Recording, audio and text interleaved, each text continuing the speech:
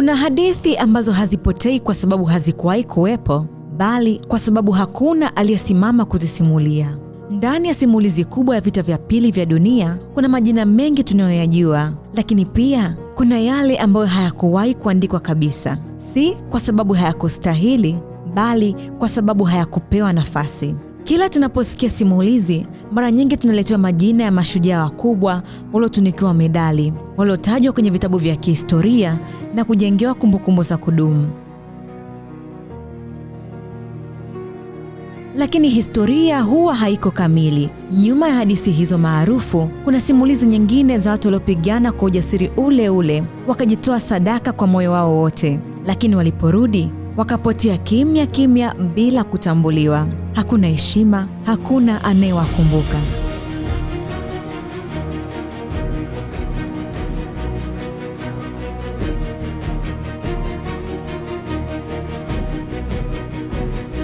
Na hii ni hadithi ya wanaume 6 kutoka visiwa vya Solomon. Wanaume waliobeba jukumu kubwa kuliko idadi yao. Walichaguliwa kwa kazi maalum, hatari na ya siri. Walitambulika kama Solomon 6, jina linalotokana na idadi yao 6 tu, kwa sababu waliunganishwa na dhamira moja.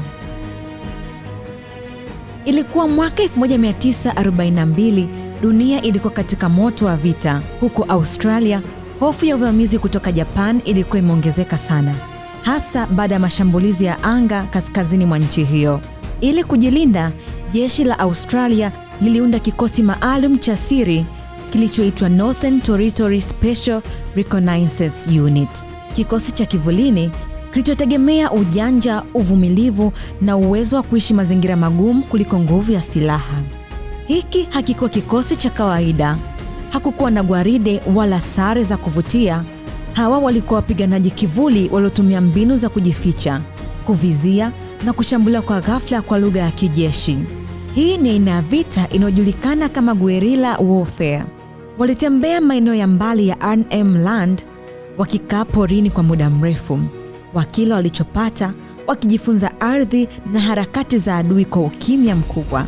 Walifanya kazi bega kwa bega na wapiganaji wa asili ya Yolngu waliokuwa mabingwa kuishi na kupambana katika mazingira hayo.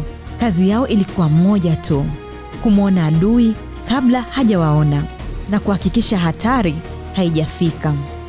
Lakini kazi za namna hii, jambo moja la kipekee, ukizifanya vizuri hakuna anayejua, na ndivyo ilivyokuwa kwao. Kwa muda mrefu hata majina yao hayakujulikana. Ni katika tafiti za hivi karibuni ndipo baadhi yao walipata kujulikana, akina Edward Richardson, Kehangia Makau, Papaila Kapoli na Kelawia Makau. Pia kuna jina lilobaki kama kivuli, Private Tausia, askari ambaye historia yake haijakamilika hadi leo. Na zaidi ya hapo, mmoja wao bado hajafahamika kabisa, kana kwamba alifutwa kwenye kumbukumbu za dunia. Mwaka 1943, tishio la uvamizi lilipopungua, kila kitu kilibadilika ghafla, na kikosi hicho kilivunjwa rasmi. Hakukuwa na maelezo marefu wala shukrani. Wanaume hawa walirudishwa nyumbani kimya kimya, kana kwamba hawakuwahi kuwepo. Hawakupewa mafao ya kijeshi wala hawakutajwa kama mashujaa, na kwa muda mrefu hata historia yenyewe haikuwapa nafasi. Sababu mojawapo ilitajwa kuwa ni ubaguzi wa rangi uliokuwepo wakati huo. Katika kipindi cha vita vya pili vya dunia, wanajeshi wengi wasiokuwa wazungu walithaminiwa kidogo au kupuuzwa kabisa, licha mchango wao mkubwa, na walitumika pale walipohitajika, lakini hawakuhesabiwa sawa. Mchango wao ulipungua thamani hata machoni pa waliokuwa wanaandika historia. Hili halikuwa kwao pekee. Tafiti nyingi za kihistoria zinaonyesha kuwa wanajeshi wa asili na kutoka kwenye makoloni walikumbwa na hali kama hiyo katika majeshi mbalimbali ya washirika. Miaka ilipita na ukweli ukaendelea kufichwa. Familia zao zikabaki na hadithi zisizo kamili. Wengine waliamini kuwa baba yao ama babu yao alikuwa mfanyakazi wa kawaida tu, labda mpishi au mfanyakazi wa meli, mpaka watafiti walipoanza kuchunguza kumbukumbu zilizohifadhiwa katika makumbusho ya vita ya Australia, yani Australia War Memorial. Ndipo pazia likaanza kufunguka. uchunguzi wa kumbukumbu za zamani, picha na nyaraka zilizokuwa zimehifadhiwa kwa muda mrefu ukapata kuwekwa wazi. Kupitia juhudi hizo, familia za wanaume 5 kati ya 6 zilipatikana. Wajukuu wakapata nafasi ya kuona mababu zao kwa mara ya kwanza kupitia picha na hatimaye kuelewa walikuwa nani hasa. Ilikuwa ni kwa namna ya kurejesha kipande cha historia kilichopotea. Hata hivyo, hadithi hii bado haijakamilika.